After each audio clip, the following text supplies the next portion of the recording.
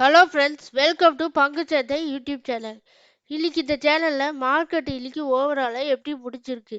Mutual fund April மாசத்துல கோட்டக் மஹிந்திரா ஷேரை 8100 கோடிக்கு வாங்கியுள்ளதா ஒரு செய்தி சொல்றாங்க. அந்த செய்திகள் எல்லாம் பார்க்கலாம். டாடா மோட்டார்ஸ் இன்னைக்கு 8% டவுன் ஆயிருக்கு. அதுக்கு என்ன காரணம்? பேங்க் ஆஃப் இந்தியா இன்னைக்கு 10% டவுன் ஆயிருக்கு. இந்த செய்திகள்லாம் பார்க்கறதுக்கு முன்னாடி எங்களுடைய சேனல் உங்களுக்கு பிடிச்சிருந்துச்சுன்னா லைக் பண்ணி சப்ஸ்கிரைப் பண்ண மறந்துடாதீங்க. இப்போ வாங்க வீடியோக்குள்ளே போகலாம். இன்னைக்கு காலையில் நிஃப்டி 50 பார்த்தீங்கன்னா 21,821 21,821 புள்ளிகளில் ஸ்டார்ட் ஆச்சு. ஆனால் மார்க்கெட் க்ளோஸ் ஆகும் போது கொஞ்சம் கெயின் ஆயிருந்துச்சு. பார்த்தீங்கன்னா 0.22% இன்னைக்கு கொஞ்சம் கெயின் ஆயிருந்துச்சு. அதாவது 21,000 புள்ளிகள்லேருந்து 22,104 புள்ளிகளா உயர்ந்திருக்கு. நிஃப்டி பேங்க்கும் பார்த்தீங்கன்னா காலையில் 46,973 புள்ளிகள் இருந்தது. மார்க்கெட் க்ளோஸ் ஆகும் போது 47,754 புள்ளிகளா உயர்ந்திருக்கு. அதாவது 0.70% கெயின் ஆயிருக்கு. மார்க்கெட் கொஞ்சம் கொஞ்சமா ரெக்கவரி ஆயிட்டு வந்துட்டு இருக்கு. சென்செக்ஸும் பார்த்தீங்கன்னா 0.15% இன்னைக்கு ரெக்கவரி ஆயிருக்கு. நிஃப்டி மிட் கேப் 100ம் 0.41% கெயின் ஆயிருக்கு. மியூச்சுவல் ஃபண்ட் போன ஏப்ரல் மாசத்துல கோட்டக் மஹிந்திரா பேங்க் ஷேரை 8100 கோடிக்கு வாங்கியுள்ளதா ஒரு செய்தி சொல்றாங்க. போன மாசத்துல reserve bank of India Kotak Mahindra பேங்கை பேன் பண்ணியிருந்தாங்க. அதாவது ஆன்லைன் மூலிமா நியூ கஸ்டமரை சேர்க்கக்கூடாது, நியூ கிரெடிட் கார்டை இஷ்யூ பண்ணக்கூடாது அப்படின்னு சொன்ன செய்தினால அந்த ஸ்டாக்கு கீழே ஒரு 12% மேலே கீழே விழுந்துருந்துச்சு. அந்த நேரத்தில் மியூச்சுவல் ஃபண்டு இந்த ஷேரை அக்வயர் பண்ணதா ஒரு செய்தி சொல்கிறாங்க. ஏப்ரல் 2024 39 மியூச்சுவல் ஃபண்டு பார்த்தீங்கன்னா மார்ச்சில் 25.63 கோடியை விட ஏப்ரல் மந்த்தில் 30.24 கோடியாக அதிகரித்திருக்காங்க. கோட்டக் மஹிந்திரா பேங்க் ஷேர்ஸை வாங்கியிருக்காங்க. ஓவராலாக பார்த்தீங்கன்னா மியூச்சுவல் ஃபண்டு 8100 கோடிக்கு கோட்டக் மஹிந்திரா பேங்க் ஷேர்ஸை வாங்கியுள்ளதா ஒரு செய்தி சொல்லப்படுகிறது. அதாவது மார்ச்சில் 25.63 கோடி மதிப்பிலான ஷேர்ஸை ஏப்ரலில் 30.24 கோடிக்கு மதிப்பிலான அளவுக்கு இன்க்ரீஸ் பண்ணியிருக்காங்க கோட்டக் மஹிந்திரா பேங்க் ஷேர்ஸை. இந்த ஷேர்ஸோட மதிப்பு எவ்வளோன்னா 53,186 கோடியாக இருக்கு. ஏப்ரல் மந்த்தில் கோட்டக் மஹிந்திரா பேங்க் ஷேர்ஸை வாங்கின மியூச்சுவல் ஃபண்டோட லிஸ்ட்டு இதில் கொடுத்துருக்கு. அதாவது ஏப்ரல் 24லேருந்து மார்ச் 24லேருந்து ஏப்ரல் 24 வரைக்கும் இன்க்ரீஸ் பண்ணியிருக்காங்க. அதாவது எஸ்பிஐ மியூச்சுவல் ஃபண்டு பார்த்தீங்கன்னா மார்ச் 24ல் 7.52 கோடியாக இருந்ததை ஏப்ரல் 24ல் 9.24 கோடியாக இன்க்ரீஸ் பண்ணியிருக்காங்க. இதோட டிஃப்ரென்ஸ் பார்த்தீங்கன்னா 171 லேக்ஸ். எஸ்பிஐ மியூச்சுவல் ஃபண்டு தான் அதிகமாக கோட்டக் மஹிந்திரா பேங்க் ஷேர்ஸை அக்வயர் பண்ணியிருக்காங்க. அதாவது 3021 கோடிக்கு வாங்கியிருக்காங்க. அடுத்ததாக ஹெச்டிஎஃப்சி மியூச்சுவல் ஃபண்ட் 1644 கோடிக்கு வாங்கியிருக்காங்க. குவால்ட் மியூச்சுவல் ஃபண்ட் 937 கோடிக்கு வாங்கியிருக்காங்க. ஐசிஐசிஐ ப்ரூடென்ஷியல் மியூச்சுவல் ஃபண்ட் 640 கோடிக்கு வாங்கியிருக்காங்க. இதே மாதிரி மற்ற மியூச்சுவல் ஃபண்டுலாம் கோட்டக் மஹிந்திரா பேங்க் ஷேர்ஸை எவ்வளோ வாங்கியிருக்காங்கன்னு இந்த ஸ்லைட்ஸோட காட்டியிருக்க பார்த்து தெரிஞ்சுக்கோங்க. அதே மாதிரி mutual fund Kotak Mahindra bank ஷேர்ஸை தான் ஏப்ரல் மந்த்தில் அதிகமாக வாங்கியிருக்காங்க. அதாவது 8116 கோடிக்கு வாங்கியிருக்காங்க. அடுத்தது வோடாஃபோன் ஐடியா ஷேர்ஸை 3243 கோடிக்கு வாங்கியிருக்காங்க. ஆக்சிஸ் பேங்க் ஷேர்ஸை 3112 கோடிக்கு வாங்கியிருக்காங்க.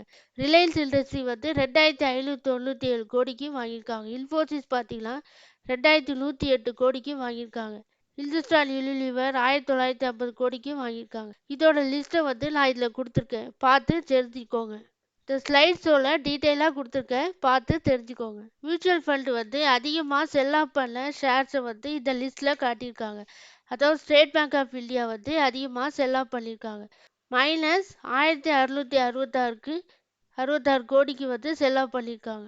பஜாஜ் ஃபினான்ஸோட ஷேர்ஸை -1165 கோடிக்கு செல் ஆஃப் பண்ணியிருக்காங்க.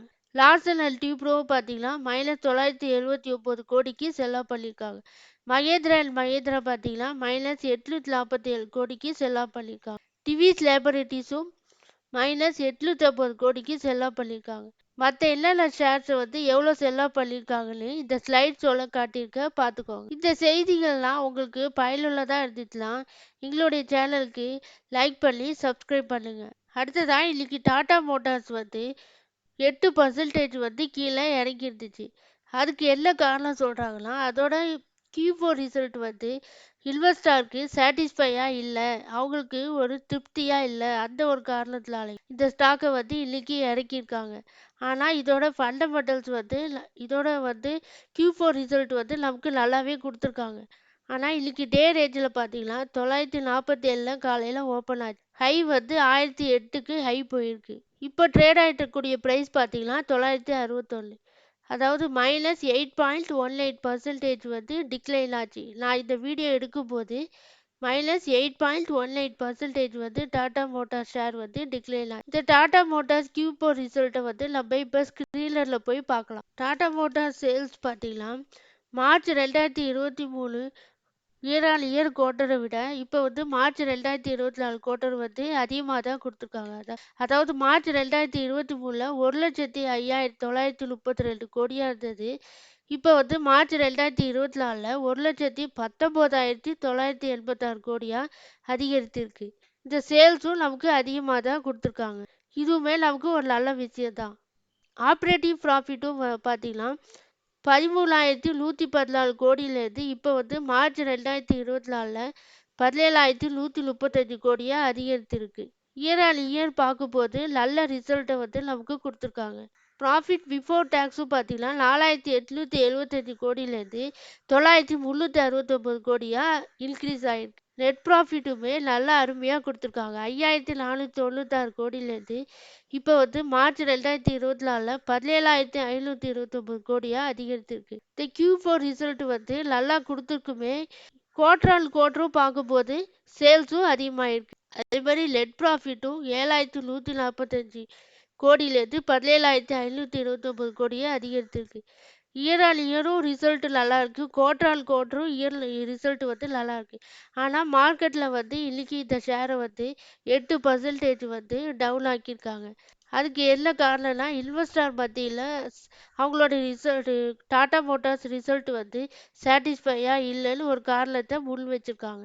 அடுத்ததான் இன்னைக்கு பேங்க் ஆஃப் இந்தியா ஷேரும் பார்த்தீங்கன்னா இன்னைக்கு 10% வந்து டிக்ளைன் ஆச்சு. அந்த ஸ்டாக்கோட Q4 ரிசல்ட் வந்து நல்லா இல்லை. அந்த காரணத்தினால இந்த ஸ்டாக்கை வந்து இன்னைக்கு கீழே இறக்கியிருக்காங்க. 10% வந்து கீழே இறக்கியிருக்காங்க. அந்த ஸ்டாக்கோட Q4 ரிசல்ட்டை நம்ம ஸ்க்ரீனரில் பார்க்கலாம். பேங்க் ஆஃப் இந்தியாவோட ரெவன்யூ பார்த்தீங்கன்னா March year on year quarter பார்க்கும்போது ஆனால் கொஞ்சம் நல்லா இருக்கு. ரெவன்யூ வந்து 13,548 கோடியிலேருந்து 16,250 கோடியாக அதிகரித்திருக்கு. ப்ராஃபிட் பிஃபோர் டேக்ஸும் பார்த்தீங்கன்னா ஆனால் கொஞ்சம் குறைஞ்சிருக்கு. இயர் ஆன் இயர் பார்க்கும்போது மார்ச் 2023 2,178 கோடியிலேருந்து இப்போ மார்ச் 2024 1,797 கோடியாக குறைஞ்சிருக்கு. இந்த இடத்துல ரிசல்ட் நமக்கு வந்து கொஞ்சம் குறைஞ்சிருக்கு. நெட் ப்ராஃபிட்டும் பார்த்தீங்கன்னா 1,413 கோடியாக இருக்குது மார்ச் 2023. ஆனால் மார்ச் 2024 கொஞ்சம் அதிகரித்திருக்கு. 1,574 கோடியாக அதிகரித்திருக்கு. ஆனால் குவார்டர் ஆன் குவார்டர் பார்க்கும்போது நெட் ப்ராஃபிட் வந்து கொஞ்சம் டிக்ளைன் ஆகிருக்கு. டிசம்பர் 2023 1,931 கோடியாக இருந்தது. இப்போ வந்து மார்ச் 2024 1,574 கோடியாக குறைஞ்சிருக்கு. இந்த காரணத்தினால இந்த ஸ்டாக்கை வந்து இன்னைக்கு 10% வந்து மார்க்கெட்டில் இறக்கியிருக்காங்க. இப்போ இந்த ஸ்டாக்கை வாங்கலாமா வேண்டாமான்னு கேட்டிங்கன்னா இந்த ஸ்டாக்கு வந்து இன்னும் கீழே மார்க்கெட் இறங்கிச்சுலாம் இன்னும் கீழே இறங்கலான்னு நான் நினைக்கிறேன். அதனால கொஞ்சம் வெயிட் பண்ணி பார்த்துட்டு அப்புறம் வாங்கலான்னு நான் நினைக்கிறேன். இந்த ஸ்டாக்கை பற்றி உங்களுடைய கருத்து என்ன கமெண்ட் பாக்ஸில் சொல்லவும். எல்லாரும் டிஸ்க்ளைமரை பார்த்துக்கோங்க. நான் ஒரு செபி ரிஜிஸ்டர் அனலிஸ்ட் கிடையாது. இந்த வீடியோ வந்து எஜுகேஷன் பர்பஸ்க்காக தான் நாங்கள் போடுறோம். உங்களுக்கு ஏதாவது ஸ்டாக்கில் இன்வெஸ்ட்மெண்ட் பண்ணணுன்னா உங்களுடைய ஃபினான்ஷியல் அட்வைசர்கிட்ட கன்சல்ட் பண்ணிட்டு இன்வெஸ்ட்மெண்ட் பண்ணுங்கள். நன்றி, வணக்கம்.